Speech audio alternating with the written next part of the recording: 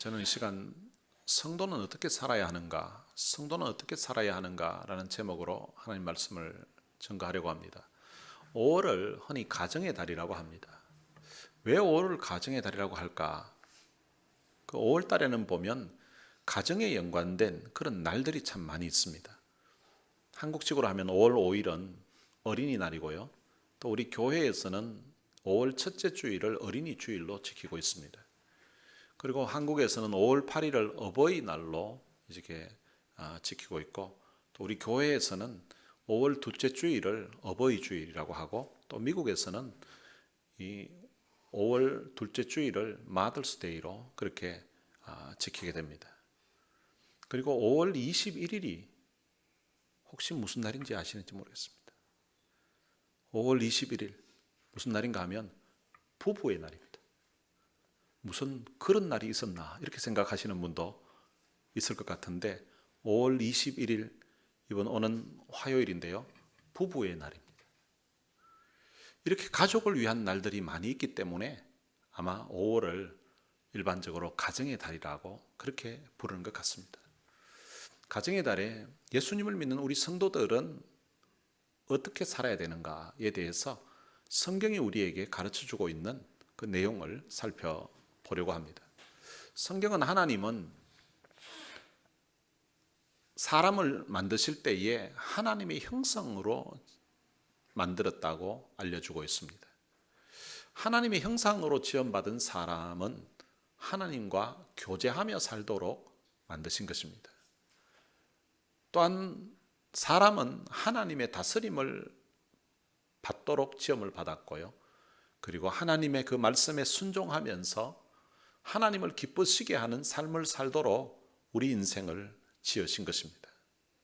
그런데 처음 사람이었던 그 아담이 하나님의 말씀을 거역했습니다.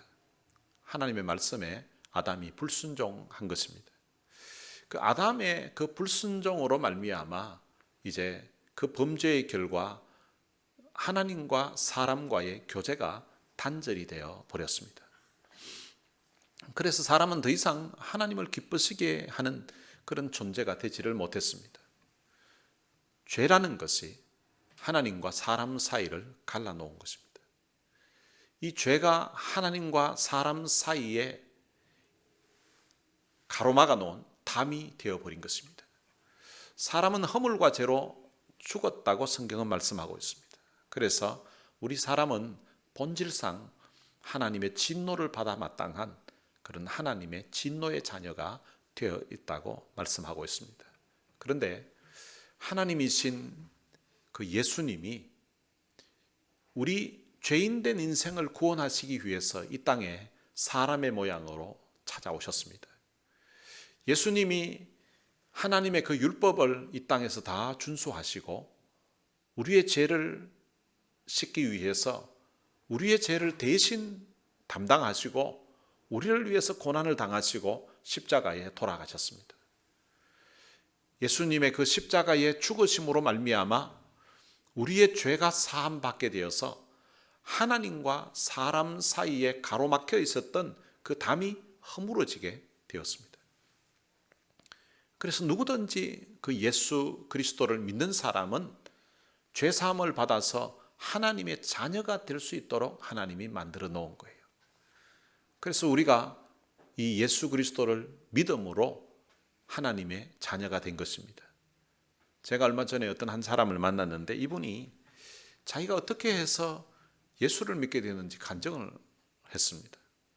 이분은 한국에 있을 때에 어머니가 돌아가시기 전에 유언으로 너 예수 믿으라고, 예수 믿으면 좋겠다고 유언으로 예수 믿으라고 했대요. 그런데 그 어머니의 유언도 무시하고 그렇게 그냥 예수 안 믿고 그렇게 살았답니다. 그런데 이분이 미국에 오게 됐는데 미국에 와서 자기를 도와주는, 자기를 만난 사람이 예수 믿는 사람인 거예요.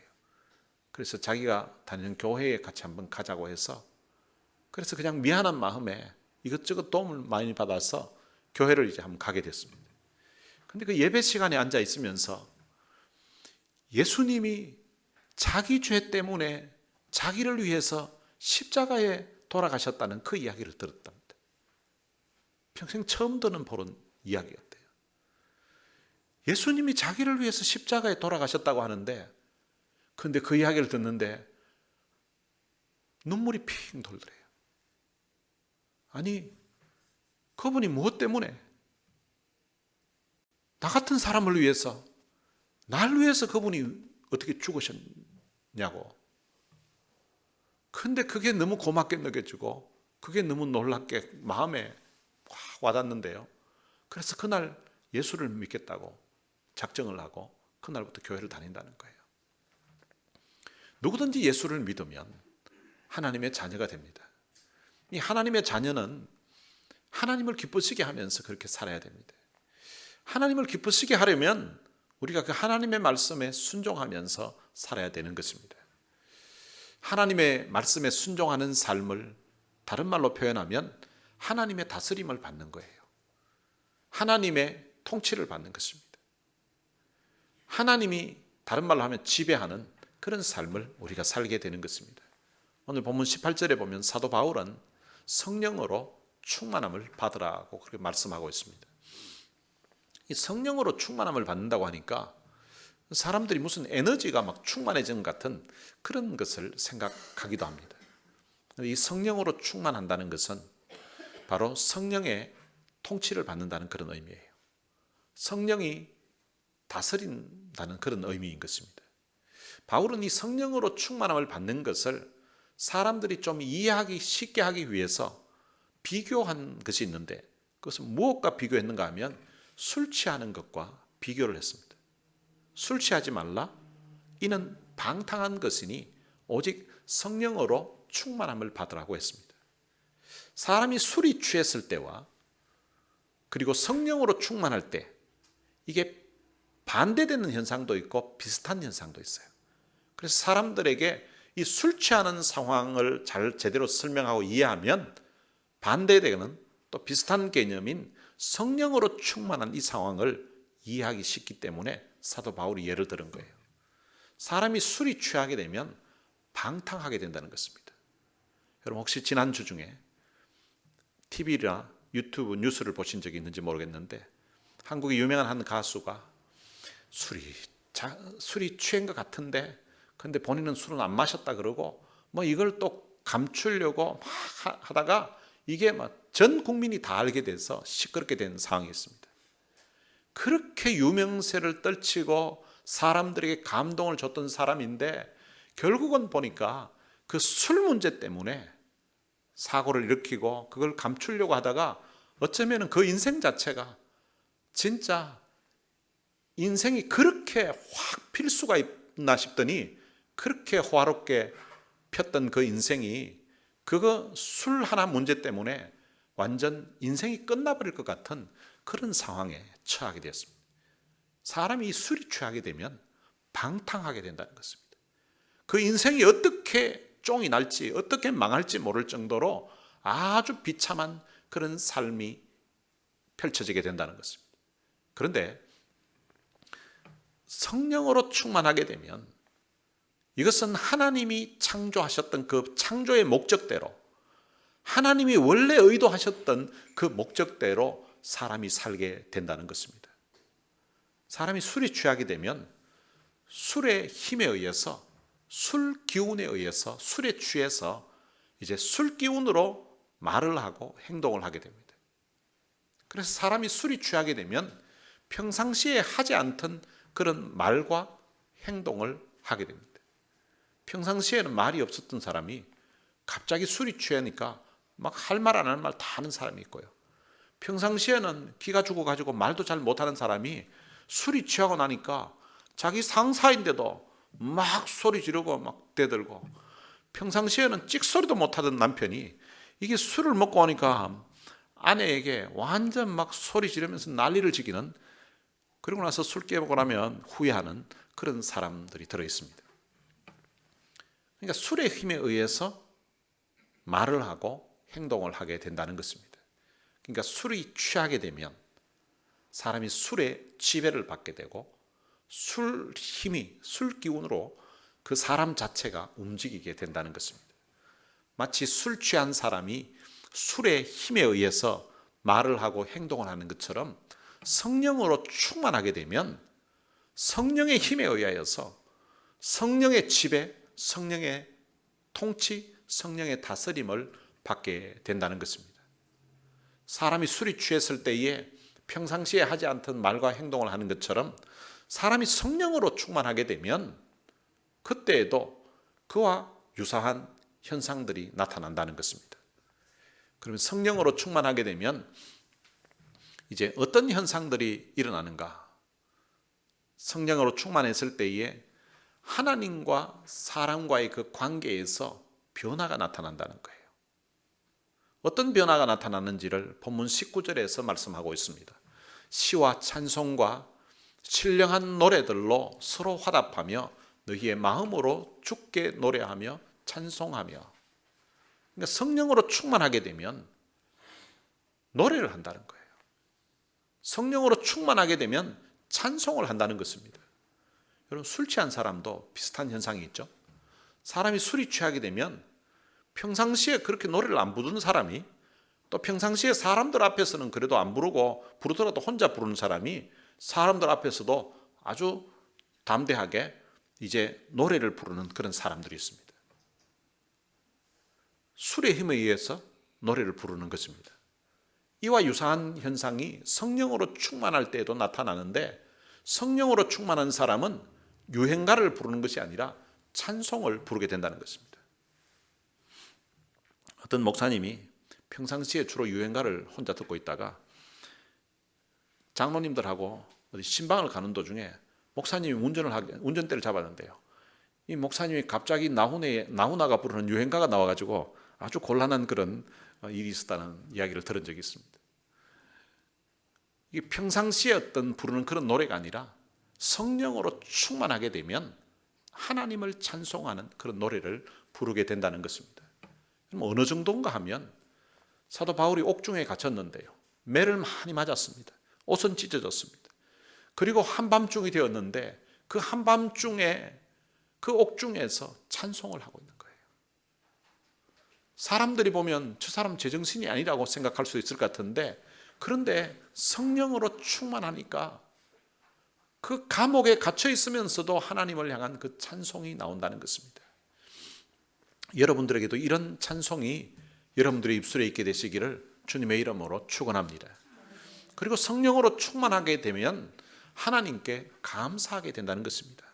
20절에 보면 범사에 우리 주 예수 그리스도의 이름으로 항상 아버지 하나님께 감사하며, 이 범사라는 말은 모든 일을 말하는 것입니다. 어떤 특별한 좋은 일이 있을 때에 감사하는 것이 아니라 모든 일에, 지금 상황은 어렵고 지금은 삶의 어려움이 닥쳐 있는데, 삶의 고통스러운 그런 일들이 발생했는데, 그럼에도 불구하고 그런 상황 가운데서도 하나님께 감사한다는 것입니다. 감사할 수 있는 상황에서 감사하는 것은 누구나 다 할 수 있는 일 아니겠습니까? 그런데 도무지 감사할 수 있는 그런 조건이 안 되는데, 도무지 감사할 수 있는 상황이 안 되는데, 그런 가운데서도 성령으로 충만하게 되면 성령님께서 마음에 감사한 마음을 주신다는 거예요. 마음에 기쁨을 주시고 마음에 평안을 주시고 마음에 감사할 그런 마음을 주신다는 것입니다. 어느 정도로 주시는가 하면 사도행전 2장에 보면 성령이 충만한 그런 놀라운 역사가 일어났습니다. 그 성령 충만함을 받았던 사람들이 밖에 나가서 복음을 전했습니다. 그런데 복음을 전하다가 이 사도들이 잡힌 거예요. 사도들이 잡혀서 그 당시 공회에, 그 당시 사내들인 공회에는 입법과 사법, 행정 이 세 가지를 같이 관할하는 곳이었습니다. 거기에 잡혀가 가지고 신문을 당하고 거기에서 채찍질까지 당했습니다. 그런데 그 공회에서 다시는 예수의 이름으로 말하지 말라고, 그러면서 이제 예수 이름으로 말하는 것 자체를 금하고 사도들을 풀어줬습니다. 풀어줬더니 이 사도들이 나오면서 자기들이 예수 이름 때문에 이런 능욕을 당한 것으로 인하여서 너무 기뻐하면서 공회 앞을 떠났다고 이렇게 되어 있습니다. 붙잡혀가지고 채찍으로 맞았습니다. 붙잡혀서 신문을 당했습니다. 그럼에도 불구하고 우리가 예수 이름으로 이런 채찍을 당하고 이런 능력을 받을 수 있다는 것 자체가 너무나 기쁜 일이라는 거예요. 매를 맞고도 좋아하는, 매를 맞고도 기뻐했다는 말은 다른 말로 하면 매를 맞고도 감사했다는 것입니다. 전에는 자기들이 예수님 잡힐 때 다 도망갔던 사람들이에요. 베드로 같은 경우는 예수님 모른다고 부인했던 사람입니다. 그런데 지금은 당당하게 예수님은 나의 주님이라고, 그분은 우리 죄를 담당하시고 십자가에 죽으셨다가 다시금 부활하신 분이라고, 그분이 바로 우리의 주님이라고, 주 예수를 믿으면 구원을 받는다고 이 복음 전하다가 자기들이 잡혀서 매를 맞을 수 있었다는 이 자체가 너무 감사하다는 거예요. 그래서 기뻐하면서 나왔다는 것입니다. 사도행전 16장에는 바울과 실라가 빌립보에서 복음을 전하다가 거기에서 이제 잡혔습니다. 잡혀가지고 매를 많이 맞고 옷은 찢어졌습니다. 그리고 감옥에 갇혔습니다. 감옥에 갇혔는데 발을 이제 착고에 채워놨습니다. 그러니까 감옥 그 안에서도 제대로 움직이지도 못하도록 발을 묶어 놓은 거예요. 그런데 한밤중에 그들이 기도하기 시작했습니다. 그러더니 하나님을 찬송하기 시작했습니다. 여러분 한번 생각해 보세요. 복음 전하다가 지금 잡혀가지고 옷은 찢어지고 매를 많이 맞고, 그리고 감옥에 갇혀 있는데 그것도 잠도 제대로 못 자게 발을 이렇게 착고에 채워놨습니다. 그런데도 찬송을 하고 있다니까요. 여러분, 찬송한다는 말은 마음에 기쁨이 있다는 거죠. 마음에 감사가 있다는 거죠. 너무 감사해서 그 한밤중에 감옥에서 노래할 만큼 성령으로 충만하면 이렇게 찬송이 있다는 것입니다.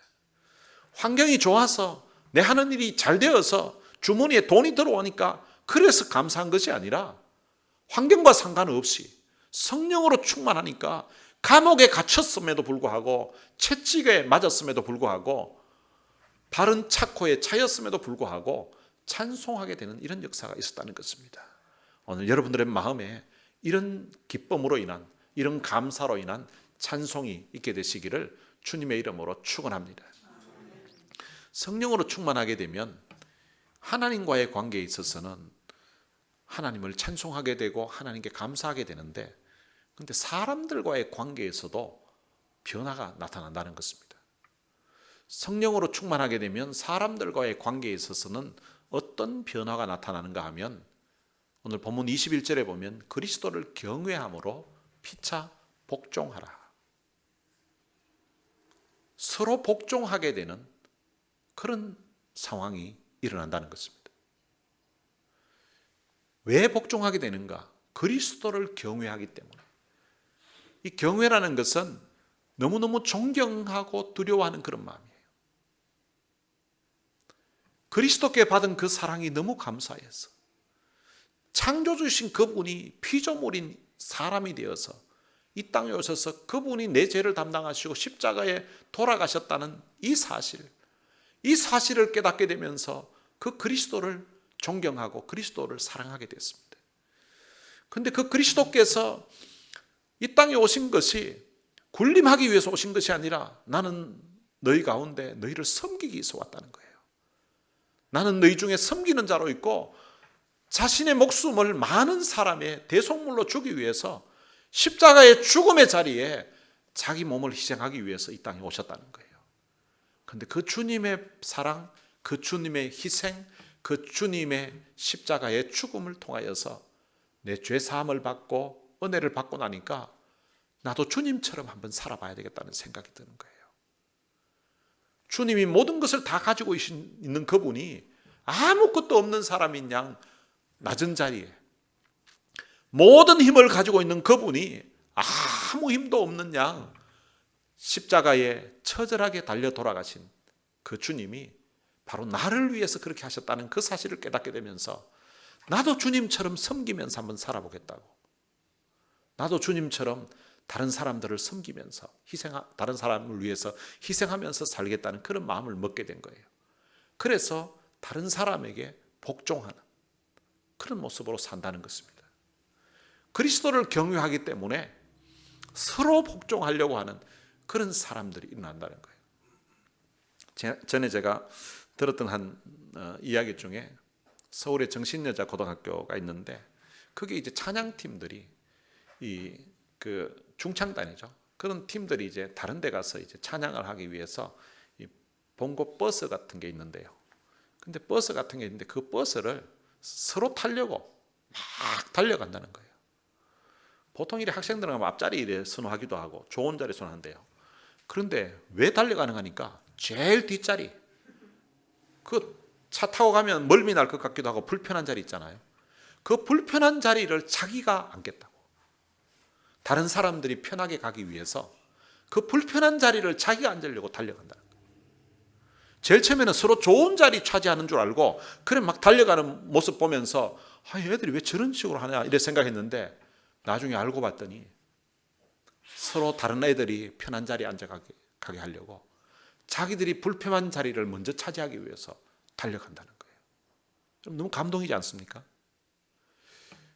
받은 은혜, 받은 사랑 생각하면서 찬양을 하러 가는데도 불편한 자리를 자기가 앉겠다고 달려가는 그런 모습으로 반응이 일어난다는 것입니다. 원래 사람은 다른 사람에게 복종하는 것을 아주 싫어합니다. 여러분, 사람에게 뿐만 아니라 자기를 만들어 주셨던 그 하나님께도 복종하지 않아서 범죄했던 것이 바로 사람입니다. 하나님께도 복종하지 않으려고 하는데, 여러분, 사람이 사람에게 복종하는 것을 누가 원하겠습니까? 사람은 누구나 다른 사람에게 복종하는 것을 싫어합니다. 어디 가서 내가 돈이나 좀 있고 좀 힘이 있으면 누가 나인데 참 머리를 숙이고 누가 나인데 대접해주고 뭔가 가서 좀 폼이 나고 이러면은 그런 걸 좋아하지, 어디 가서 섬기고 하는 것 자체를 사람들이 싫어한다는 것입니다. 돈이 없으니까, 힘이 없으니까 어쩔 수 없이 섬기게 되지, 정말 힘 있는 사람이 섬기기가 쉽지 않다는 거예요. 그런데 성령으로 충만하게 되면 주님 때문에, 주님께 받은 그 사랑 때문에 주님이 살아셨던, 주님이 보여주셨던 그 본을 본받아서 피차 복종하게 된다는 것입니다. 주님께 받은 사랑과 주님께 받은 그 은혜를 나도 다른 사람들에게 한번 베풀어 보고 싶은 그런 마음이 생겨서 사람들에게 변화가 일어난다는 것입니다. 성령으로 충만하게 되면 교만한 사람이 겸손한 사람으로 바뀌게 됩니다. 그전에는 거만하고 그전에는 뻣뻣하던 그런 사람이 성령으로 충만하게 되면 사람이 부드러워지고 순해져 간다는 것입니다. 사람들과의 관계 중에서 가장 가까운 관계가 있다면 그것은 부부 사이입니다. 본문은 성령으로 충만했을 때에 사람들과의 그 관계 중에서 특별히 부부 사이에 어떤 반응이 나타나는가에 대해서 말씀해 주고 있습니다. 사도 바울은 성령으로 충만했을 때에 먼저 아내에게 어떠한 변화가 나타나는지를 설명하고 있습니다. 22절에 보면 아내들이여 자기 남편에게 복종하기를 죽게 하듯 하라라고 말씀하고 있습니다. 바울은 아내가 남편에게 복종해야 된다고 그렇게 말씀하고 있습니다. 어느 정도로 복종해야 되는가 하면 죽게 하듯 하라고 이렇게 말합니다. 성도들이 예수 믿고 구원받고 그 주님의 그 십자가의 사랑, 그 은혜가 너무 감사해서 주님을 섬기려고 하고 주님 말씀에 순종하려고 하고 더 나아가서 주님께 복종하듯이, 주님을 섬기듯이 아내가 남편을 섬길 때에 그렇게 하라는 것입니다. 아내들이 자기 남편에게 복종한다는 것이 이게 사실은 쉬운 일이 아닙니다. 우리 예전에는 한국 문화에서 보면 주로 남자들이 큰 소리를 쳤죠. 여러분, 한국뿐만 아니라 인류 역사를 보면 대부분이 보면 남자들이 힘이 있었습니다. 일단 육체적으로 남자가 대부분 덩치가 커서 힘도 있고요. 그리고 남자가 주로 돈을 벌고 경제적인 그런 일을 했기 때문에 사람이 돈을 많이 벌게 되면 그 돈에 힘이 있거든요. 그리고 또 많이 배우잖아요. 많이 배워서 많은 정보를 알면 그게 힘이 있습니다. 그래서 지력이라고 하죠. 그 배우는 지식에 힘이 있다는 거죠. 그래서 과거에는 보면 주로 여자들보다는 남자들이 많이 배웠어요. 공부도 남자들이 많이 하고, 그리고 경제적인 어떤 활동도 주로 남자들이 많이 했습니다. 그리고 덩치 자체도, 체격 자체도 남자들이 좋아서 힘이 있었어요. 그러니까 힘이 있는 사람 앞에 부인임에도 불구하고 거기에 복종하면서 그냥 잠잠히 그렇게 살았던 거예요. 그런데 지금은 시대가 변화되었습니다. 지금은 배우는 것을 보면요, 대학교 들어가면 평균적으로 남자보다는 여자들이 더 많습니다. 석사과정 가면요, 이게 더 차이 납니다. 박사과정 가면 더 차이가 납니다.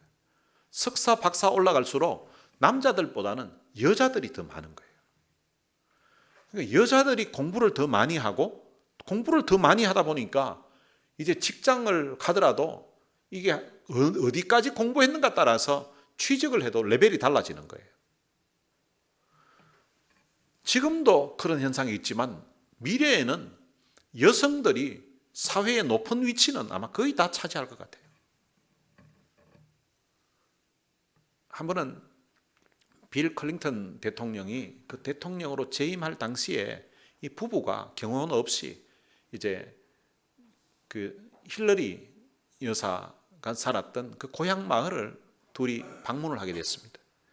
그 방문을 했다가 이제 둘이가 이래 가서 그 마을에서 이제 뭐 이것저것 보고 거기 가스스테이션에 가서 가스를 넣은 거예요.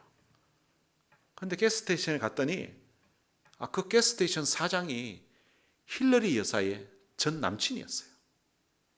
그래서 이제 인사를 하고 돌아오는 길에 이 빌 클린턴이 이제 그 가스스테이션 사장이 힐러리의 전 남친이었다 하니까, 만약 당신이 저 친구와 결혼했다면 당신은 아마 지금 이 시골 마을, 이 조그만 마을에 사장 부인이 되어서 있겠네, 이렇게 이야기했습니다. 그랬더니 힐러리가 그렇지 않아. 만약에 내가 저 친구랑 그 친구랑 결혼했으면 그 친구가 지금 미국의 대통령이 되어 있을 거라고. 클린턴은 자기가 잘나서 미국의 대통령이 된 줄로 알고 있는데, 근데 힐러리 입장에서는 그 바보 같은 놈을, 거기다가 바람기도 있는 그 놈을 힐러리가 자기가 잘해서 남편을 미국의 대통령으로 만들어 놨다는 거예요. 여러분, 이렇게 시대가 바뀌었는데도 근데 성경은 우리들에게 말씀하기를 아내들에게, 남편에게 복종할 것을 말씀하고 있습니다. 시대에 좀 뒤떨어진 것 같은 그런 말씀으로 들려질 수도 있습니다. 그런데 성경의 원리를 보면 왜 그렇게 해야 되는지 그 다음 구절이 중요합니다. 23절에 보면 이는 남편이 아내의 머리됨이 그리스도께서 교회의 머리됨과 같음이니라. 사도 바울은 아내에게, 남편에게 복종할 것을 말씀하면서 그 이유가 그리스도와 교회와의 관계를 설명을 합니다. 남편과 아내의 그 관계는 마치 그리스도와 교회와의 관계와 같다는 것입니다. 이 교회라는 것은 이 교회 건물을 이야기하는 것이 아니라 예수 믿는 사람들의 모임, 우리 성도들의 모임을 교회라고 합니다. 다른 말로 하면 그리스도와 우리와의 그 관계와 남편과 아내와의 그 관계와 이게 같은 개념이라는 것입니다.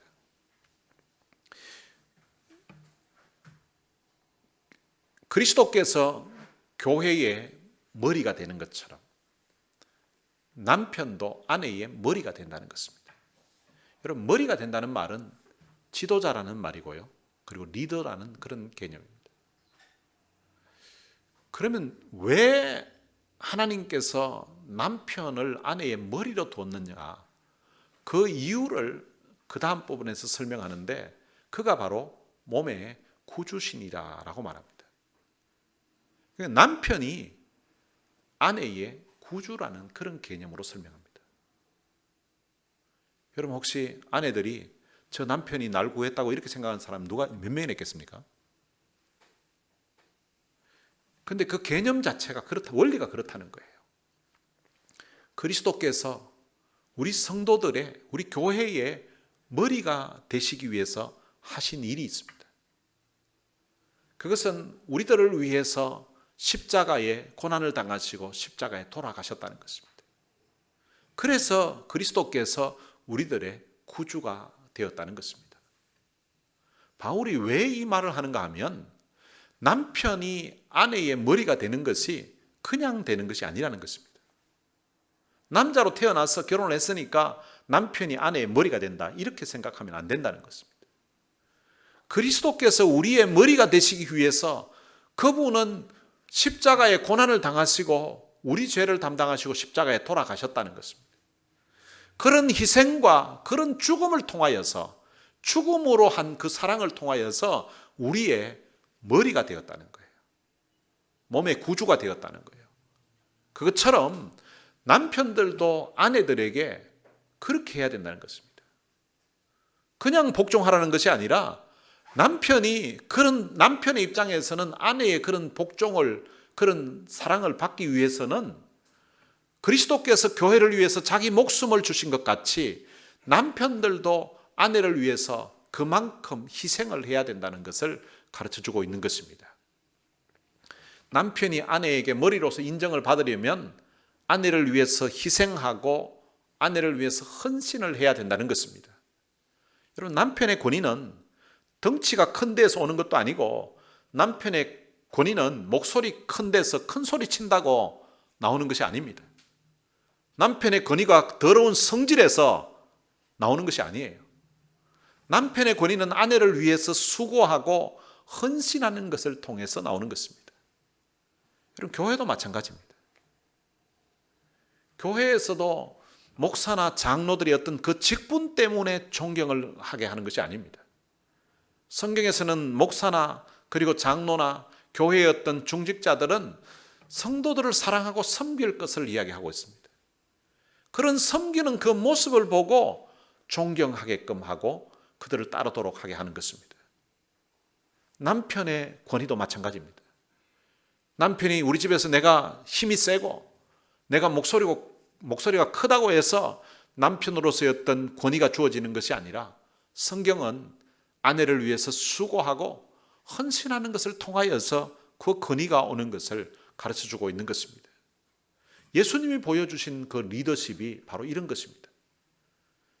에베소서 5장 24절에서는 그러므로 교회가 그리스도에게 하듯 아내들도 범사에 자기 남편에게 복종할지니라. 아내가 자기 남편에게 복종해야 되는 그 기준이 마치 성도들이 그리스도께 복종하듯이 그렇게 해야 된다는 것입니다. 성도들이 주님께 복종할 때에 그 주님께 받은 그 사랑에 대한 보답으로 자발적으로 마음에서 우러나와서 그리스도께 복종하는 것처럼, 오늘 아내들도 남편에게 나를 위해서, 우리 가정을 위해서 저렇게 희생하고 수고하는 데에 내가 남편을 정말로 귀하게 여기고 남편을 존경해야 되겠다는 그런 우러나오는 마음에서 존경하게끔 해야 된다는 것입니다. 그리고 25절에서는 남편들아 아내 사랑하기를 그리스도께서 교회를 사랑하시고 그 교회를 위하여 자신을 주심같이 하라고 하는 것입니다. 남편에 대한 아내의 사랑이 복종하는 모습으로, 순종하는 모습으로 나타난다면, 아내에 대한 남편의 사랑은 마치 그리스도께서 교회를 사랑하시고 교회를 위해서 자신을 주심같이, 자기 목숨을 십자가에 내어주는 것 같이 그런 희생과 헌신으로 아내를 사랑할 것을 말씀하고 있습니다. 그럼 어쩌면 아내들에게 남편에게 복종하라고 하는 이것보다 남편들에게 그리스도께서 교회를 위해서 자기 자신을 주신 같이 십자가에 자기 목숨을 내어준 것처럼 하는 이것이 더 큰 요구예요. 얼핏 보면 아내들이요, 남편에게 복종하라 이러니까 성경에 왜 이런 말씀이 있나 싶은데, 근데 사실은 남편들에게 더 큰 희생, 더 큰 헌신을 요구하고 있다는 것입니다. 남편이 아내에게 복종하는 것은 좀 자존심 죽이고 하면 얼마든지 할 수 있는 거잖아요. 그런데 성경이 남편에게 요구하는 것은 목숨을 걸라는 거예요. 목숨을 걸고. 어떤 사람이 프로포즈를 하면서 자기랑 결혼해 주면 자기 한 목숨 바쳐서 당신을 사랑하겠다고 이렇게 프로포즈를 했습니다. 그랬더니 그 아가씨가 저는 목숨까지 버리면서 날 사랑하지는 않아도 괜찮다고, 식사 후에 설거지 해줄 정도만 사랑해주면 된다고, 그냥 큰 소리 치면서 목숨 걸고 당신 사랑하겠다고, 막 하늘에 별도 따주겠다고 막 이렇게 큰 소리 치는 것하고, 근데 결혼해서 이 설거지는 이것은 아내의 일이 아니라 이거는 내 일이라고 생각하고, 내가 설거지해서 오늘 아내를 도와주는 게 아니라 이건 내 일이라고 생각하고 그것을 도맡아 하는 것은 사실 쉬운 일이 아닙니다. 이와 같이 남편들도 자기 아내 사랑하기를 자기 자신같이 할지니라. 어떤 사람은 자기 몸은 굉장히 소중하게 생각하는 사람 있죠. 그런데 아내를 사랑할 때에 자기같이 하라는 거예요. 자기같이. 자기 아내를 사랑하는 자는 자기를 사랑하는 것이라고 그렇게 말씀하고 있습니다. 아내들은 남편을 대할 때에 그리스도께 받은 그 은혜에 감격해서 우리가 주님께 복종하고 주님께 순종하는 것처럼 자기 남편에게 그렇게 하고, 그리고 남편들은 아내를 사랑할 때에 자기 몸을 희생해서 십자가의 죽음의 자리에 내어주셨던 그 주님이 보여주신 그 희생, 그 헌신의 본을 본받아서 그렇게 해야 된다는 것입니다. 마치 이 성도들이 신앙생활할 때의 그 삶의 원리를 주님이 교회를 사랑하시고 그리고 또한 교회가 주님을 사랑하는 그 원리로 지금 부부간에 어떻게 해야 될지를 말씀하고 있는 것입니다. 그런데 이 원리는 부부간에만 적용되는 것이 아니라 모든 사람들과의 관계에서 그렇게 설명을 합니다. 자녀들이 부모를 대할 때에 마치 성도가 바로 주님께 대하듯이 그렇게 해야 되고요. 그리고 부모가 자식에게 대할 때는 마치 주님이 오늘 우리 성도들을 대하는 것처럼 그렇게 사랑을 해야 되고, 그리고 또한 그 당시에는 주종 관계가 있었는데 종이 주인을 사랑할 때는 마치 성도가 주님께 대하듯이 그렇게 주인을 대할 때에 그렇게 대하고, 그리고 주인은 바로 주께서 우리 성도들을 대하듯이 그렇게 대할 것을 말씀하고 있습니다. 이런 것은 어떤 내가 가까이 만나는 그런 사람뿐만 아니라 아주 미천하게 보이고 아주 작게 보이는 그런 한 사람 대할 때에도 예수님은 자기에게 대하듯이 하라고 그렇게 이야기했습니다. 소자 한 사람에게 한 그것을 주님은 마지막 심판 때에서 마치 자기에게 한 것처럼 그렇게 인정해 주시겠다는 거예요. 소자 한 사람에게 하지 않은 그것을 또한 자기에게 하지 않은 것처럼 그렇게 간주해 주시겠다는 것입니다. 오늘 우리가 예수 믿고 구원받은 다음에 우리가 가정에서 어떻게 생활해야 되는가? 그것은 바로 이 남편은 아내를 사랑할 때에 그리스도께서 교회를 사랑하신 같이 십자가에 자기의 목숨을 내어준 것처럼 그렇게 사랑해야 되고요. 그리고 또한 아내는 마치 주님께 받은 그 사랑, 그 은혜에 감격해서 주님에게 내가 순종하고 주님에게 복종하는 것처럼 남편을 그렇게 대해야 된다는 것입니다. 그것이 사실은 쉽지 않은 원리예요. 그런데 그것이 성령으로 충만해지면 그게 가능해진다는 거예요. 맨정신으로는 잘 안 됐는데, 맨정신으로는 내가 생각하기에 전 남편이 약간 모자라는 것 같고 내가 생각하기엔 좀 덜 떨어지는 것 같은데, 그런데 그게 잘 안 된다는 거예요. 그런데 성령으로 충만하게 되면 그게 가능해진다는 것입니다. 남편 입장에서도 내가 저걸 위해 가지고 내 목숨을 희생해? 내가 희생해? 그게 잘 안 된다는 거예요. 그런데 성령으로 충만하게 되면 그리스도께 받은 그 사랑을 자기의 삶에서 실천하게 된다는 것입니다. 여러분들의 심령의 성령으로 충만해지는 그런 역사가 있게 되시기를 바랍니다. 그래서 여러분들의 삶이 주님이 기뻐하시는 그런 삶을 살게 되시기를 바랍니다.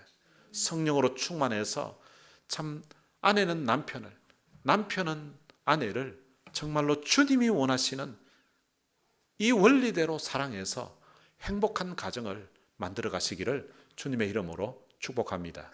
오늘 들은 말씀 생각하면서 찬양을 한 곡 부르겠습니다. 다 표현 못해도 라는 찬양입니다. 우리가 이 표현을 잘 못하면서 살아가는 사람이 많습니다. 하나님께도 우리가 받은 사랑, 우리가 받은 은혜를 제대로 잘 표현 못할 때도 있고요. 그리고 또 부부간에도 이 사랑을 제대로 잘 표현을 잘 못할 때가 있습니다. 내가 받은 사랑, 또 내 마음에 어떤 마음을 가지고 있는지 이 표현을 이렇게 좀 하면서 좀 지내면 좋습니다. 다 표현 못해도 나 표현하리라. 다 고백 못해도 나 고백하리라. 들은 말씀 생각하면서 또 이 가사의 의미를 생각하면서 함께 부르시겠습니다.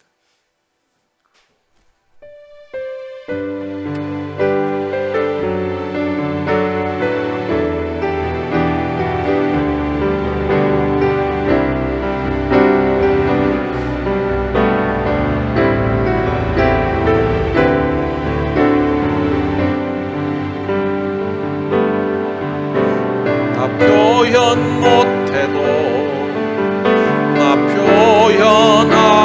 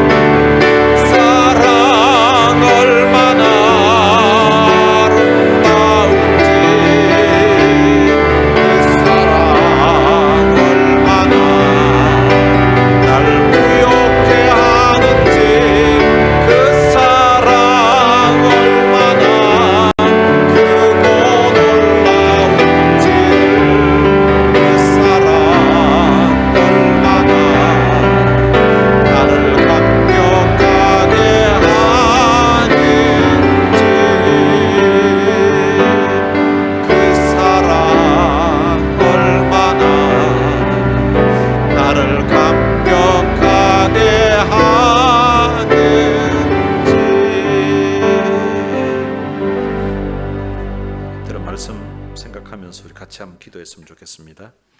주님께 받은 그 사랑을 생각하면서 나도 주님께 그 받은 사랑, 그 받은 은혜, 주님이 내게 주신 그 본을 생각하면서 내가 참 아내를 사랑하고 또 자녀들을 사랑하고 또 부모님을 사랑하고 그리고 주님께 받은 그 사랑을 생각하면서 나도 그 받은 사랑을 표현하면서 살아가게 하옵소서. 그리고 그 표현을 할 수 있는 가장 가까운 사람이 바로 이 부부고 또 가족들이에요. 이런 표현할 때에 오늘 갖추신 이 원리대로 사실 살기가 쉽지 않은데 하나님 성령으로 충만케 해 주옵소서. 그래서 주님이 원하시는 이런 삶을 나도 내 배우자도 살아갈 수 있게 하여 주옵소서. 오늘 들은 말씀 생각하면서 우리 다 같이 통성으로 기도하시겠습니다. 살아계신 아버지 하나님, 은혜를 감사합니다. 오늘 가정의 달을 맞이해서 우리가 어떻게 가정에서 신앙생활을 해야 되는지, 우리가 살아야 되는지를 말씀을 통하여서 깨우쳐 주시는 점 감사합니다. 성령으로 충만한 그런 삶을 살 수 있게 하여 주옵소서. 성령으로 충만하여서 우리의 입술에, 우리의 마음에서 우러나오는 그런 찬송이 끊이지 않도록 우리 하나님 도와주시기를 원합니다. 나 같은 죄인 살리신 주님의 은혜가 너무 감사해서, 내 인생 가운데 베풀어 주신 하나님의 은혜가 너무 감사해서 내 입술에 하나님을 향한 그 찬송이 끊이지 않도록 우리 하나님 도와주시고, 또한 성령으로 충만해서 모든 일에 주님 범사에 우리 하나님 앞에 감사가 끊이지 않도록 우리 하나님 도와주시기를 원합니다. 무슨 좋은 일에 있어서 또한 하는 일이 잘 되어서 하나님께 감사하는 것이 아니라 하나님 내 삶 가운데 일어나는 그 모든 범사에 우리 하나님 앞에서 그리스도 예수로 말미암아 감사하는 자들 될 수 있도록 은혜를 주옵소서.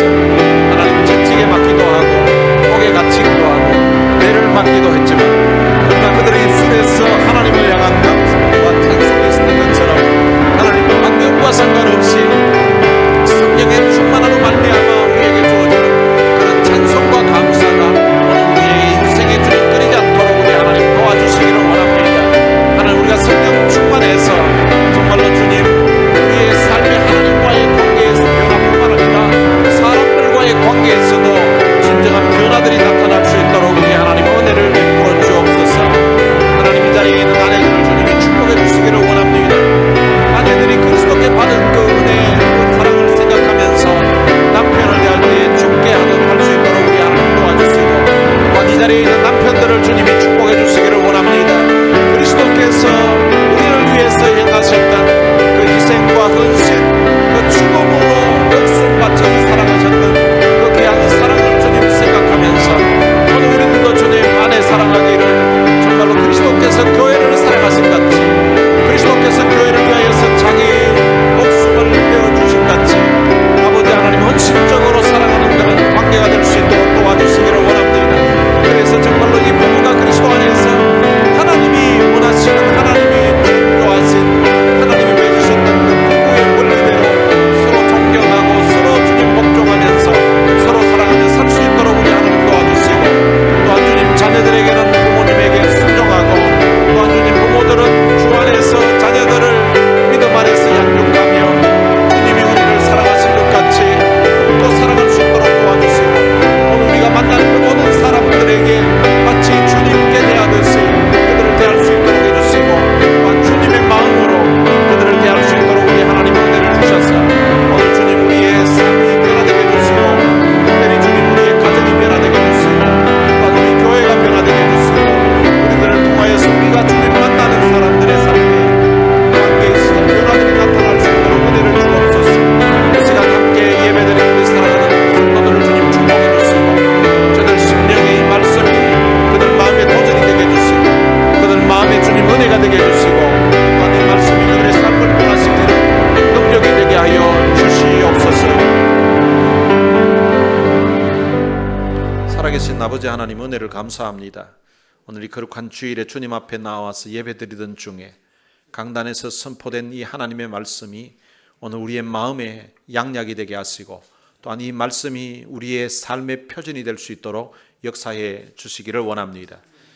하나님, 우리가 성령으로 충만한 삶을 살기를 원합니다. 이 자리에 있는 우리 모두를 성령으로 충만하게 해주시기를 원합니다. 그래서 우리의 입술에 하나님을 향한 노래가 있게 해주시고 하나님을 향한 찬송이 있게 하여 주옵소서. 우리가 성령으로 충만해서 범사에 우리 주 예수 그리스도로 말미암아 하나님 아버지께 감사가 있게 하여 주옵소서. 우리 하는 일이 형통할 때뿐만 아니라 삶에 고난이 닥쳐오고 어려움이 닥쳐온다 할지라도 우리가 받은 하나님의 은혜를 생각하면서 하나님 앞에 감사가 있게 해주시고, 또한 지금 일어나는 그런 모든 어려운 일들도, 그런 고난의 순간들도 결국은 합력해서 선을 이루실 하나님의 그 섭리를 미리 내다보면서 고난 중에서도 고통 중에서도 하나님께 감사하는 자가 되게 하여 주옵소서. 또한 우리가 성령으로 충만함으로 말미암아 아내들은 남편을 대할 때에 죽게 하듯, 그리고 또한 남편들은 아내를 대할 때에 주께서 교회를 위해서 자기 목숨을 십자가에 내어주신 그런 헌신과 희생으로 아내를 사랑할 수 있도록 은혜를 주옵소서. 우리가 만나는 그 모든 사람들을 마치 우리가 주를 대하듯이 그렇게 할 수 있도록 해주시고, 또한 주님의 마음으로 그들을 대할 수 있도록 은혜를 베풀어 주옵소서. 그래서 이 말씀으로 인하여 우리의 심령이 변화되게 해주시고, 우리의 생각과 우리의 마음이 변화되게 해주시고, 우리의 행동이 변화될 수 있도록 은혜를 베풀어 주옵소서. 우리 주 예수 그리스도의 은혜와 하나님의 무한하신 사랑과 성령님의 위로교통 충만하심이 오늘 들은 말씀을 마음에 새기고서 정말로 주님 말씀대로 순종하며 살 것을 마음에 다짐하는 하나님의 귀한 자녀들 머리 위에 이제로부터 영원토록 함께 있을지어다. 아멘.